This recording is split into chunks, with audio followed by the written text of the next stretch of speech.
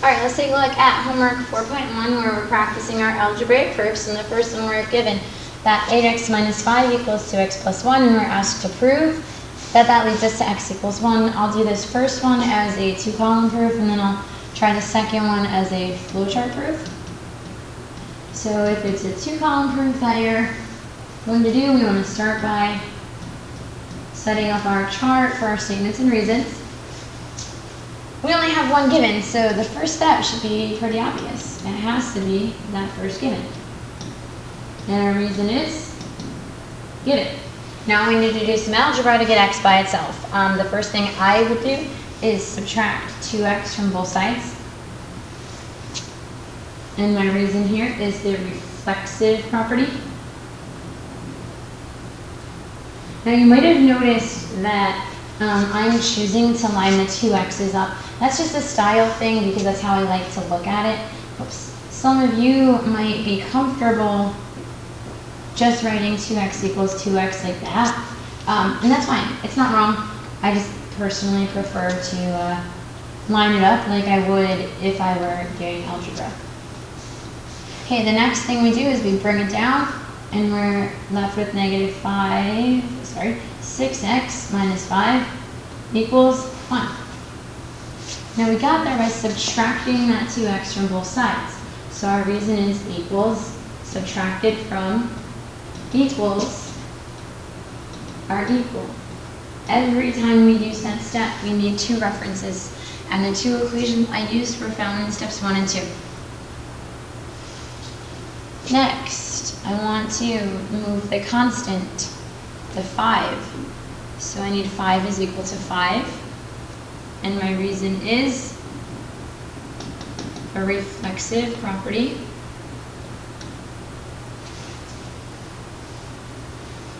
If I add that to both sides, I'm left with 6x equals 6. Because I'm adding to both sides, my reason is equals added to equals are equal.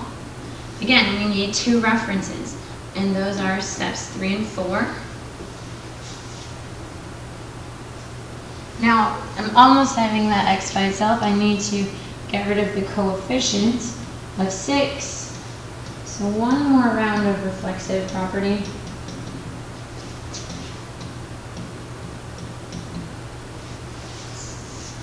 We divide both sides by that, and we are left with x equals 1.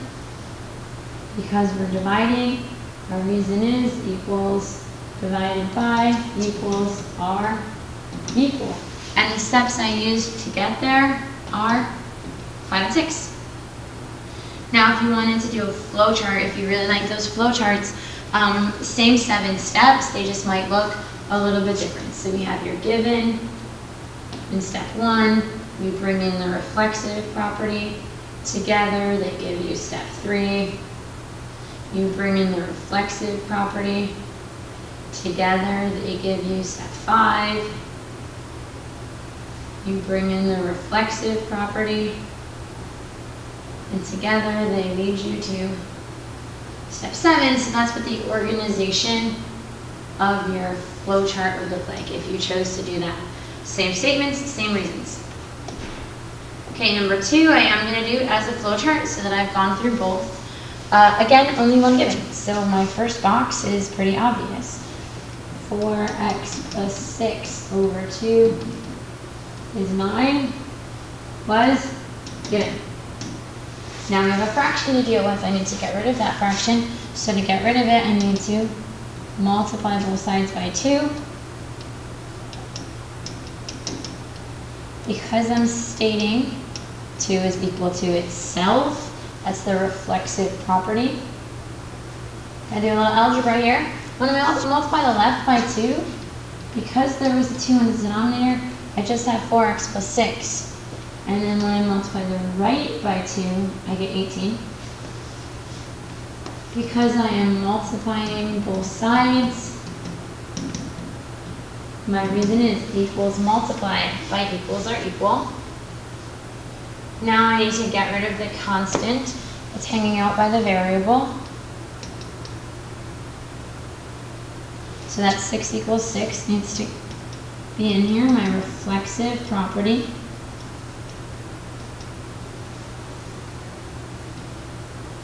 I'm going to subtract that from both sides. And I'm left with 4x equals 12. Because I'm subtracting, my reason is equals subtracted from equals are equal. Now I need the coefficient to go away. Last round of reflexive property.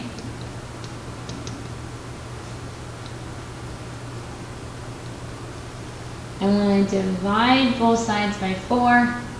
I'm left with x equals 3. Great sign, because that's what they asked me to prove. And this time I'm dividing. So my reason is equals divided by equals are equal. And for this type of proof, these algebraic proofs, I don't really see a huge advantage to the flowchart, unless you kind of like seeing all your reflexives off to the left. It's when we get into more complicated proofs that I actually really prefer the flowchart. For these algebraic proofs, you might really like the 2-column because that statement column looks a lot like your work would look if you were in an algebra class. So for now, take your pick, choose whichever one you prefer. For this one, if you were doing a 2-column proof, this would be step 1, 2, 3, 4, 5, 6, and 7. So 7 steps for that proof.